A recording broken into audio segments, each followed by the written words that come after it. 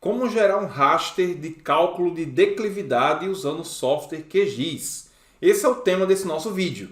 Seja muito bem-vindo, seja muito bem-vinda. Eu sou Anderson Medeiros, fundador da ClickGel, e nessa aula eu vou mostrar para você como você pode extrair um raster que tem as informações do cálculo de declividade usando o programa QGIS. Então, desde já, quero convidar você que ainda não é inscrito a inscrever-se gratuitamente aqui no nosso canal e ativar as notificações para ser avisado de novos conteúdos que nós publicamos regularmente aqui na plataforma. E claro, se você gostar do vídeo, não esqueça de deixar o seu like e compartilhar sem moderação para que esse material chegue a mais pessoas interessadas no tema geotecnologias.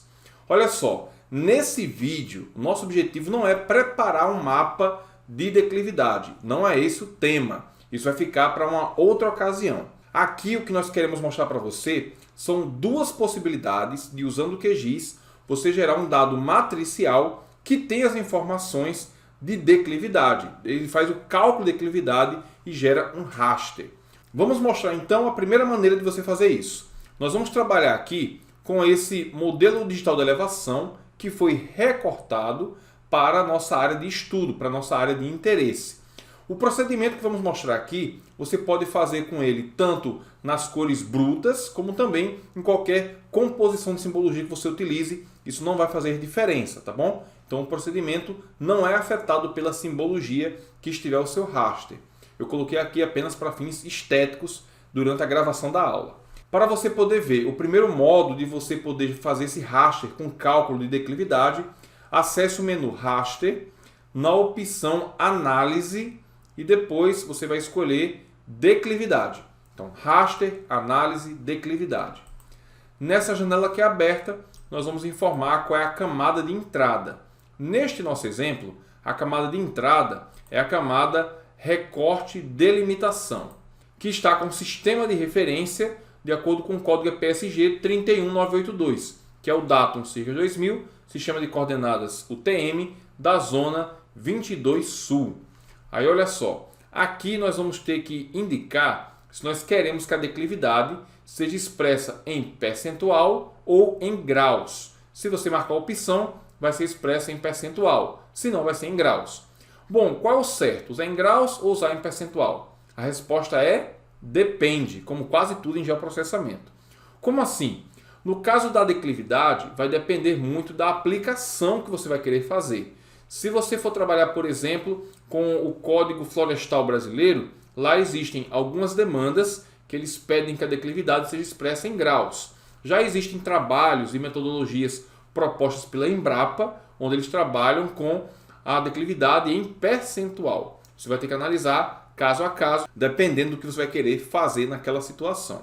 Nesse exemplo, eu vou gerar declividade em percentual. E por isso que eu vou marcar a opção que eu coloquei de declividade expressa em porcentagem. Depois disso, vou baixar a barra de rolagem e vou definir onde eu vou salvar esse meu arquivo. Eu vou clicar aqui nas reticências, salvar no arquivo, e aqui na janela que é aberta, eu vou colocar o nome de declividade underline percentual, para eu saber qual foi o resultado. E agora eu vou clicar em executar. Com esse simples clique, ele vai gerar o meu raster com as informações da declividade. Olha só, em poucos instantes ele fez aqui a operação, posso fechar a janela, e ele gera esse raster que aparentemente fica aqui em tons muito escuros, né? Mas você perceba que existem umas nuances, umas manchas, né, vamos dizer assim, ao longo da nossa camada matricial. Eu vou mudar aqui a simbologia só para você ter uma ideia de como funciona. Eu vou clicar aqui no botão direito, Propriedades, e nessa janela aqui eu vou procurar a aba Simbologia, vou mudar o tipo de renderização para banda simples falsa cor, e aqui nós podemos mudar a rampa de cores se for necessário. Nesse exemplo eu vou utilizar essa rampa aqui, ó, todas as gradientes de cores, e temos aqui essa rampa que varia do vermelho ao verde. Olha aqui o nome dela. Eu vou escolher ela, só que o detalhe é que geralmente a declividade ela é expressa com as cores mais quentes nos maiores valores. Então eu vou clicar aqui na seta e escolher inverter gradiente de cores. Marquei essa opção, invertir. Quando eu clico em aplicar, olha só, ele já muda a simbologia e você percebe que existem aqui as nuances de acordo com a declividade que foi gerada. Logicamente, nós podemos mudar esses intervalos que tem aqui nas classes. E além disso, você pode vir aqui em configuração de valores máximos e mínimos e pedir para ele calcular o valor mínimo e máximo. Você pode colocar para a precisão ser de valores reais e aí você clica em aplicar. Quando a gente clica em aplicar, aí o resultado ele tem aqui mais uma modificação indicando os valores que tem da declividade.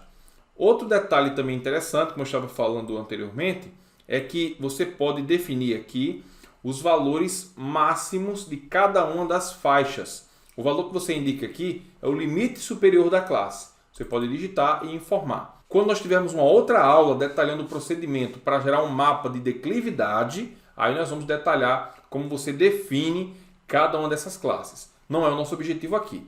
Nosso objetivo era apenas mostrar como o raster foi gerado. Você extraiu as informações de declividade. Você pode dar o zoom e ver aqui, por exemplo, nessa área, que existe uma declividade mais elevada, nesses tons mais escuros, que você pode, inclusive, consultar clicando aqui em identificar feições. Quando eu dou o zoom e clico nessas áreas, eu tenho aqui as informações das declividades. Ok? Além disso, eu quero mostrar para vocês uma outra forma de gerar o cálculo de declividade. Como eu falei, iam ser duas formas explicadas nesse vídeo. A outra maneira, utilizando o mesmo dado de entrada, o mesmo arquivo, aqui que é esse recorte de delimitação, eu vou acessar o menu Processar, Caixa de Ferramentas, e nessa janela aqui aberta, eu vou procurar o comando r.slope.aspect. Esse comando aqui, r.slope.aspect. Vou clicar com o botão direito, executar. Nessa janelinha aqui, nós temos que informar qual é o raster de entrada. Depois, nós vamos querer que a declividade seja calculada em graus ou percentual. Dessa vez, eu vou querer usar em graus. Vou botar aqui para ela ser expressa em graus. Posso baixar aqui a barra de rolagem. E aqui eu posso dizer que eu quero que gere a declividade e para que seja aberto o arquivo após executar a ferramenta, o algoritmo. Mas vou desmarcar todos esses outros produtos que são gerados por meio dessa ferramenta.